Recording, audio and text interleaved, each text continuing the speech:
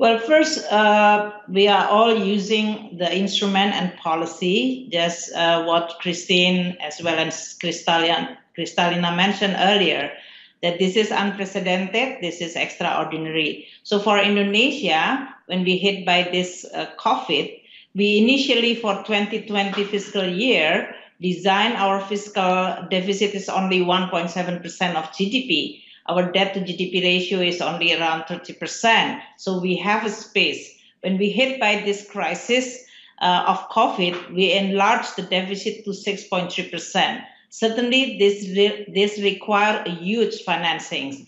And we are very lucky because we still have an access to the market, although we saw the turbulence of the market in April. But even with that kind of situation, Indonesia, with a well-established reputation, we still have the access on the market. We entered the market even during those turbulent, right in April as well as June. And we have a very good rate because we also enjoy the global low interest rate. At this moment, we also work together at the local market and with Central Bank, Bank Indonesia, in order for us to have an extraordinary financing.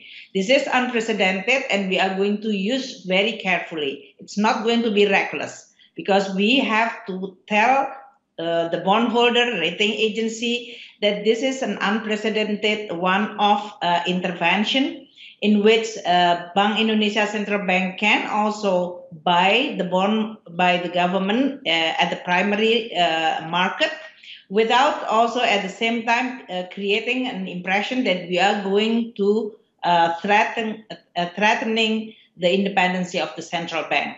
So this is unprecedented. We require really a lot of communication while we are also at the same time designing what is the right policy. Indonesia deploying this fiscal deficit first and foremost is actually to save the people life. You call it life and livelihood. That's exactly what we are doing. So from the very beginning, we increased the spending on health to support social protection, enlarging it, as well as for the small and medium enterprises.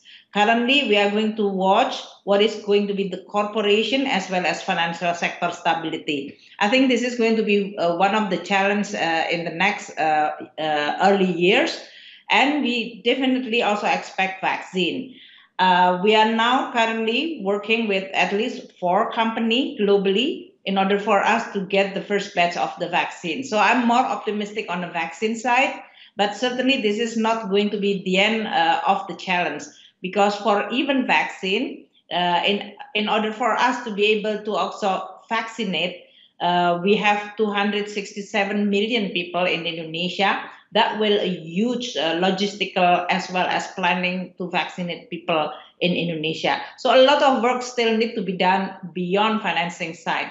But on the financing side, I do hope that we are going to get still continue an access of the market. The support from the Multilateral Development Bank is also very, very incredible during this time. They are immediately responding and even offering us financing, both from the crisis response as well as for the vaccine. I also am very thankful for the international financial institution, including IMF, who support in terms of signaling, because it's very critical. For example, when Indonesia, for the first time, having this Bank Indonesia or central bank and fiscal policy working together, we are not punished by saying that, oh, we are now going to monetize our debt, because this is very important. This is extraordinary time, and that's why we need an extraordinary step. But we still very, very prudent and careful in using all the policy option and the instrument. That is very important when we have to stabilize the market, when we have to have the sustainable debt, as well as in order for us to be able to rescue the people and the livelihood of the people. So I'm more optimistic, Jeff, but as you mentioned that IMF forecast is better. We also saw an improvement on the third quarter after a very deep contraction of 5.3. We are now getting better on the third quarter, and we do hope that this momentum of recovery is going to be continued.